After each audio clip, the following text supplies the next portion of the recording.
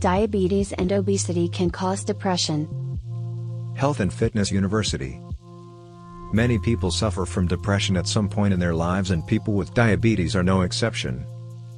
If you are obese and have type 2 diabetes, you may blame yourself and your lifestyle on the disease you now have. It is hard to adjust to a new lifestyle. Feeling down or guilty about this is okay and even normal, but if it turns into something more, you need to seek professional help.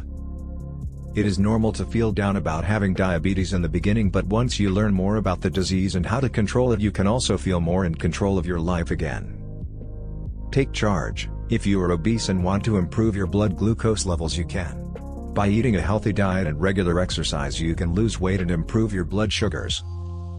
If your feeling of being down or hopeless will not go away and is accompanied by any of the following as well, you may be depressed. If this is the case, contact your doctor right away. Signs of depression. You are no longer sleeping like you used to, more or less.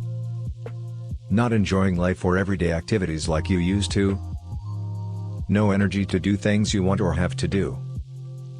You are eating more or less or have sudden weight gain or loss. If you are experiencing any of these symptoms, you seek help. Being obese and diabetic can be trying both mentally and physically. It is important to know that you can take action to make things better. Your diabetes may never go away, but you can certainly keep it under control and live a full life. By losing weight, even a small amount, you can make a huge difference in your health and diabetes.